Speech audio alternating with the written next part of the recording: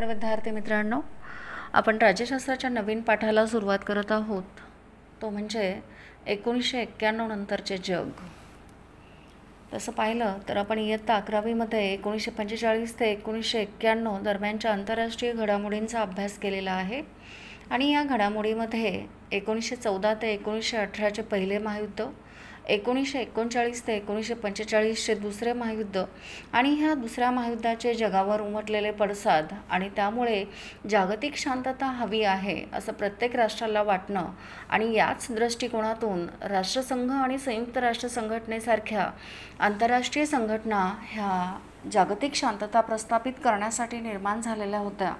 तर आपण ह्या 12वीच्या नवीन सिलेबसमध्ये आता पाहणार आहोत की 1991 नंतरच्या जागतिक घडामोडी काय घडलेल्या आहेत आणि त्याचे जगावर काय परिणाम झालेले आहेत.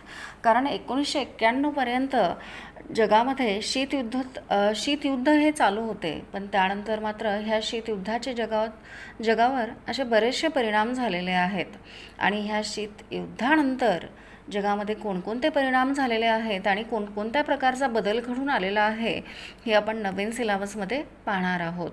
तर यामध्ये पहिला घटक आहे तो म्हणजे शीतयुद्धाचा शेवट आणि नवीन राष्ट्रांचा उदय. तर विद्यार्थी मित्रांनो, नोव्हेंबर 1989मध्ये बर्लिनची भिंत ही पाडली गेलेली होती. त्याचबरोबर सोव्हिएत रशियामध्ये साम्यवादी शासनाविरुद्ध जनतेने उठाव केलेला होता. म्हणजेच पूर्व युरोपीय राज्यातील क्रांती ही तेथील लोकांच्या म्हणजेच मध्यमवर्गीयांच्या वाढत्या अपेक्षांमधून निर्माण झालेली होती. लोकांना अधिक स्वातंत्र्य आणि अधिक आर्थिक स्थैर्य हवे होते आणि त्यामुळेच सोव्हिएत रशियाच्या अंतर्गत राजकीय आणि आर्थिक स्वातंत्र्य मिळवण्यासाठी देखील चळवळी उदयास आल्या. आणि यामधूनच जगामध्ये दोन मतप्रवाह निर्माण झालेले आपल्याला दिसून येतात. एक पहिला म्हणजे स्वयंनिर्णयाच्या हक्कावर आधारित वांशिक राष्ट्रवादाच्या संकल्पनेचा आग्रह आणि दुसरा म्हणजे द्विध्रुवीयतेचा अस्त. तर ह्या वांशिक अस्मितेवर प्रत्येक राष्ट्र आज स्वतंत्र होऊ पाहत आहे आणि म्हणूनच ह्या वांशिक अस्मितेला धरून किंवा अनुसरून युरोपमध्ये नवीन राष्ट्रे निर्माण झाली. त्यामध्ये आपण काही उदाहरणे पाहणार आहोत. ते पहिलं उदाहरण आहे ते म्हणजे चेकोस्लोवाकियाचे विभाजन होऊन चेक गणराज्य आणि स्लाव गणराज्य अशी दोन राष्ट्रे निर्माण झाली. तर युगोस्लावाकियाचे विघटन होऊन Croatia, Slovenia, Serbia, Bosnia, Herzegovina, उत्तर मॅसेडोनिया, मॉन्टेनिग्रो अशी 7 राष्ट्रे ही उदयास आलेली आपल्याला दिसून येतात. आपण ह्याची मांडणीसुद्धा फार सोप्या पद्धतीनं केलेली आहे, ते म्हणजे थोडंफार आपल्याला लक्षात राहावे म्हणून. त्यानंतर सोव्हिएत रशियाची सुद्धा विघटन झाले आणि ह्या सोव्हिएत रशियाच्या विघटनातून अनेक राष्ट्रे ही उदयास आली. त्यामध्ये Armenia, Estonia, Latvia, Lithuania, Georgia, Russia, Azerbaijan, Tajikistan, Kyrgyzstan, Uzbekistan,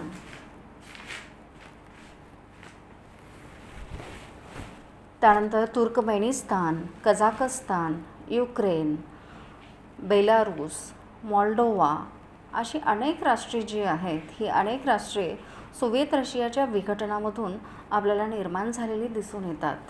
तर आजही या वांशिक राष्ट्रवादाच्या आधारावर बरीचशी राष्ट्र स्वातंत्र्याची मागणी करत चाललेली आहेत. त्यामध्ये कॅटलोनिया हे आज स्पेनपासून स्वतंत्र होऊ पाहत आहे. तर कोसोवो हे सर्बियापासून स्वातंत्र्य हवे आहे अशी मागणी करत चाललेले आहे. तर चेचन्या हे रशियापासून स्वातंत्र्य हवे आहे अशी मागणी करत आहे.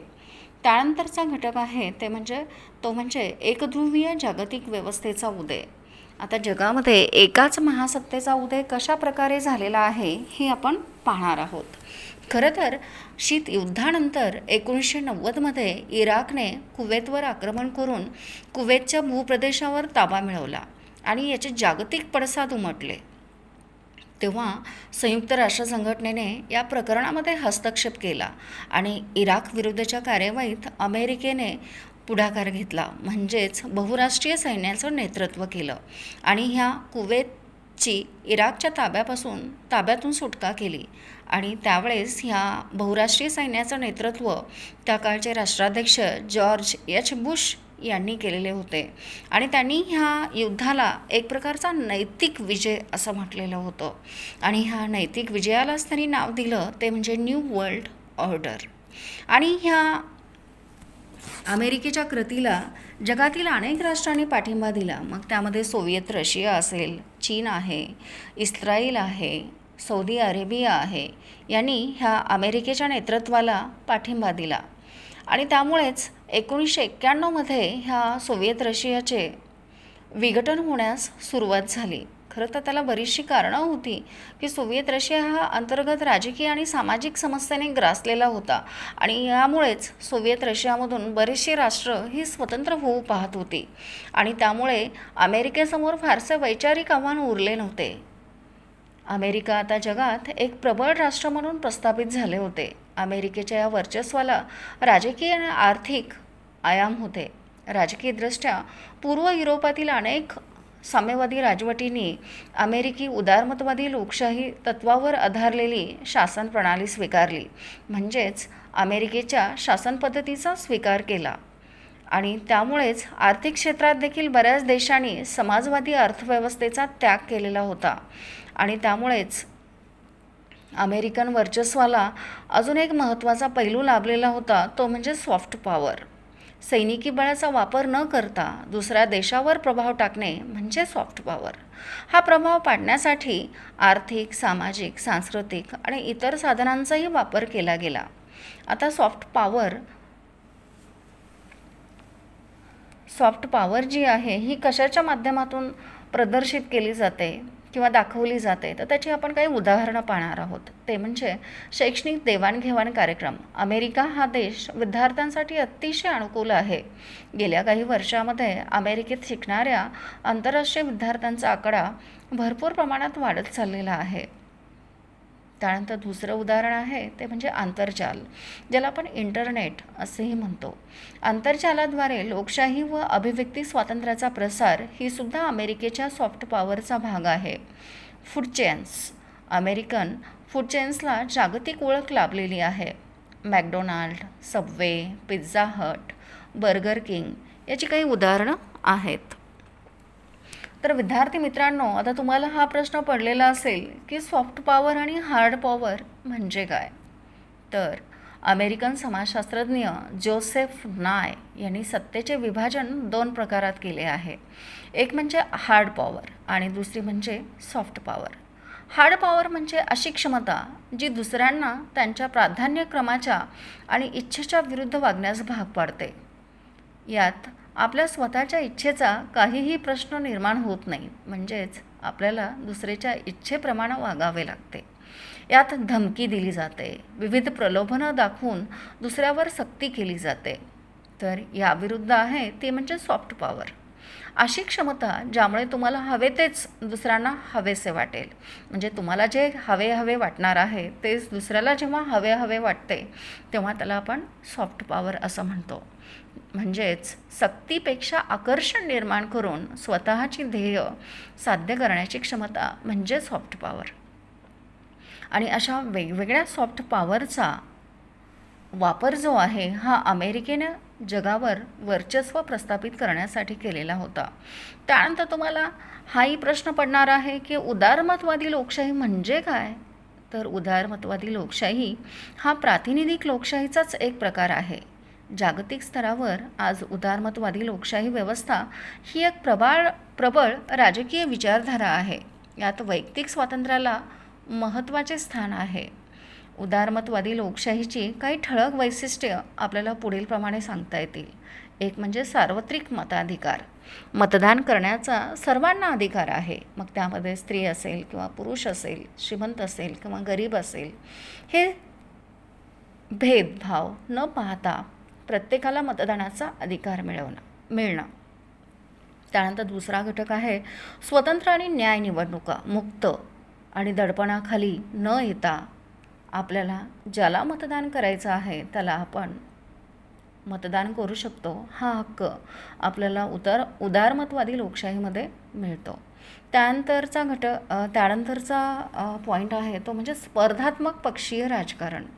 अनेक राजकीय पक्ष हे निर्माण होतात आणि अनेक राजकीय पक्ष जेव्हा निर्माण होतात तेव्हा प्रत्येकजण सत्ता प्रस्थापित करण्याचा प्रयत्न करत असतो. पण ज्याला बहुमत मिळतं तोच सत्ता प्रस्थापित करू शकतो. म्हणजेच कोणत्याही व्यक्तीला निवडणुकीमध्ये उभे राहण्याचा, त्याचबरोबर राजकीय पक्ष स्थापन करण्याचा अधिकार हा उदारमतवादी लोकशाहीमध्ये असतो. आणि शेवटचा घटक म्हटलं तर कायद्याचे राज्य. यामध्ये कायदा हा सर्वश्रेष्ठ असतो. तुम्ही कोणत्याही विचार प्रणालीचे असाल किंवा कोणत्याही शासकीय पदावर असाल तर कायद्यासमोर मात्र सर्व समान असतात. तर अशा वेगवेगळ्या घटकांचा अभ्यास हा आपण या एकध्रुवीय जागतिक व्यवस्थेचा उदय यामध्ये आपण केलेला आहे. तर सुरुवातीला आपण म्हटलेलं होतं की बर्लिनची भिंत ही 1989मध्ये पाडली गेली. तर आता ही बर्लिनची भिंत आहे काय आणि ही बर्लिनची भिंत पाडली का गेली हे आपण आता पाहणार आहोत. तर विद्यार्थी मित्रांनो, बर्लिनची भिंत हा बर्लिन शहराचे विभाजन करण्यासाठी उभारण्यात आलेली एक काँक्रीटची भिंत होती.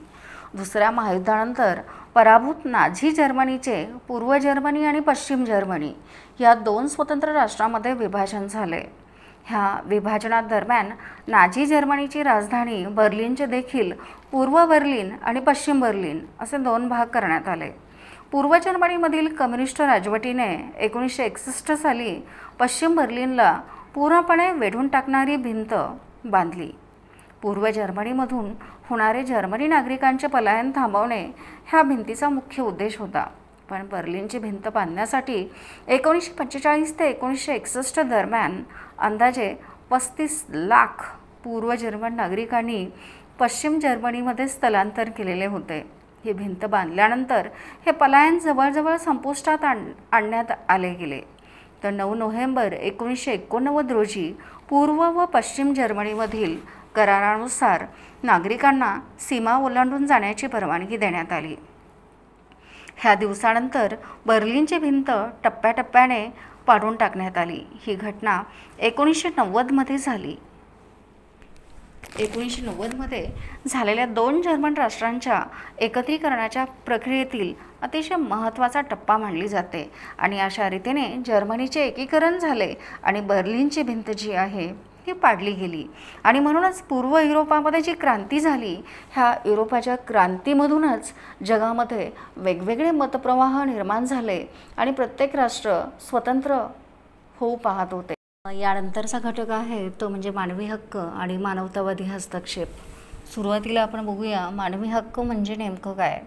समाजात प्रत्येक मानवाला जन्मतः काही शक्ती प्राप्त होतात, जसे की जगण्याची शक्ती, बोलण्याची शक्ती, काम करण्याची शक्ती. आणि या शक्तींना समाजाची मान्यता मिळाल्याबरोबर त्याच्या हक्कामध्ये रूपांतर होते.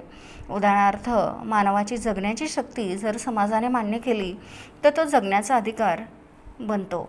आणि म्हणूनच अधिकार म्हणजे समाजाने मान्य केलेली व्यक्तीची शक्ती होय.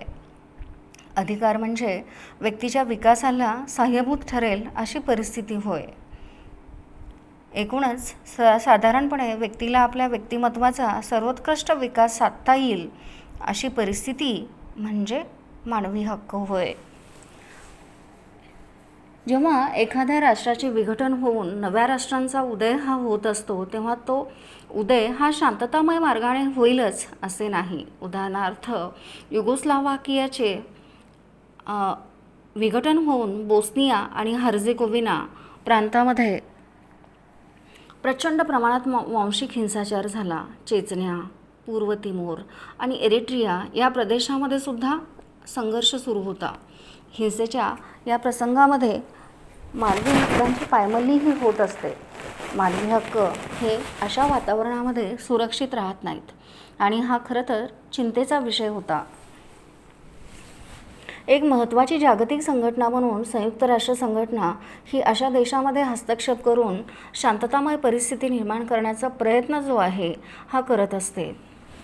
कारण शांतता रक्षण हे संयुक्त राष्ट्राच्या प्रमुख कार्यामधील एक अतिशय महत्त्वाचे कार्य आहे. खरं तर संयुक्त राष्ट्रसंघाला स्वतःचं असं सैन्य नसतं, परंतु जागतिक शांतता व सुरक्षितता प्रस्थापित करण्यासाठी संयुक्त राष्ट्राच्या सदस्य देशांच्या स्वतःच्या सैन्यातून एका शांतीसेनेची स्थापना केली जाते आणि या सेनेलाच संयुक्त राष्ट्र शांतता रक्षक दल असे म्हणतात.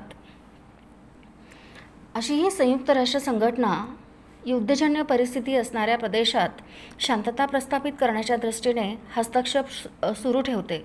पण ह्या हस्तक्षेपाचे उद्दिष्ट केवळ चालू असणारी युद्ध थांबवणे नसून भविष्यात अशा प्रकारचे संभाव्य युद्धाला आळा घालणे, शांतता प्रस्थापित करणे आणि पीडितांच्या मानवी हक्काचे संरक्षण करणे हे आहे.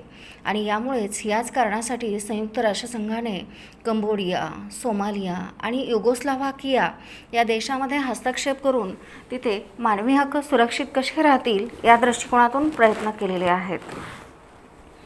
तर याच दृष्टिकोनातून 1990 पासून अनेक देशांनी मानवी हक्कासंदर्भात जागृती निर्माण करायला सुरुवात केलेली होती. 170हून अधिक देशांनी व्हिएन्ना येथे पार पडलेल्या 1993च्या जागतिक मानवी हक्क परिषदेत सहभाग नोंदवला आणि या परिषदेत त्यांनी मानवी हक्क संरक्षणाबाबत आपल्या जबाबदारीची जाणीव पुन्हा एकदा करून घेतली.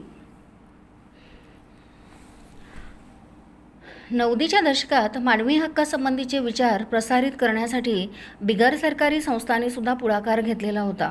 त्यामध्ये international committee of the red cross, medicines सान्स फ्रंटियर आणि ऑक्सफॅम यासारख्या संस्थांनी मानवी हक्काबाबत जागृती निर्माण करण्याचा प्रयत्न केलेला आहे.